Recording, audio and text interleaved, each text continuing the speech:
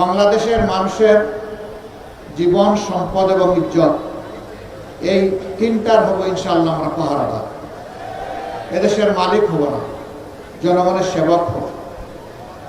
এই নাহিদ ইসলামরা ইনশাআল্লাহ আগামীতে বাংলাদেশ নামের উড়োজাহাজ যেটা, ওইটার ককপিটে ওদেরকে পাইলট হিসাবে, ক্যাপ্টেন হিসাবে বসাই দেব। আমাদের বার্তা স্পষ্ট, এনাফ ইজ এনাফ, যা হয়েছে যথেষ্ট হয়েছে। এই পথে আর কেউ হাঁটুক, কোনো ফেসিবাদ হাঁটুক জাতি এটা দেখতে চায় না। আমরা মিথ্যা কোনো আশ্বাস জাতিকে দেব না।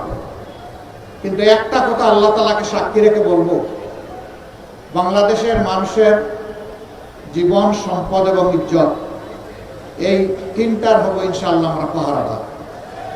এদেশের মালিক হব না, জনগণের সেবক হব।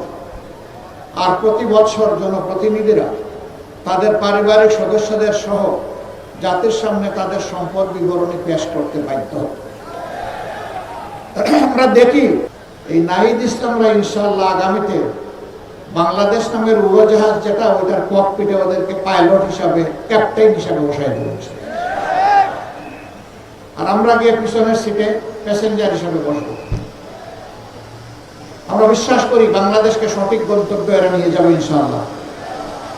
বাংলাদেশের উন্নয়ন কেউ ঠেকাতে পারবে না। এদেশের মানুষ মেধাবী এবং পরিশ্রমী। অতীতের নেতৃত্বের মধ্যে সততার অভাব ছিল, তাদের মধ্যে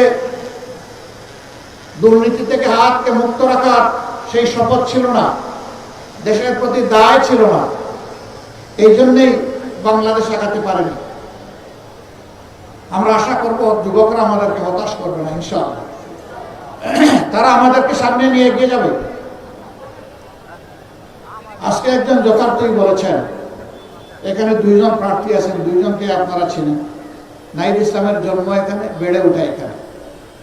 আমি মার কাছে মাসির গল্প শোনাতে চাই না, আমার চাইতে নাহিদকে আপনারা ভালো চিনেন। কিন্তু এটা বলতে চাই, ইনশাআল্লাহ ইনসাফের বাংলাদেশের পক্ষে জনগণের রায় আল্লাহর মেহেরবানিতে যদি অর্জিত হয়, তাইলে সেই সরকারে অবশ্যই নাহিদ ইসলামকে আপনারা একজন মন্ত্রী হিসাবে দেখবেন। আমরা হাতে হাত ধরে একসাথে কাজ করব, তবে শুধু 11 আসনের জন্য নয়। আমরা বাংলাদেশের 56,000 বর্গমাইলের প্রতি ইঞ্চি মানুষ আর 18 কোটি মানুষের প্রত্যেকের হকের উপরে আমরা পাহারাদারি করবো ইনশাআল্লাহ। কারো সাথে আমরা বেইনসাফি করবো না।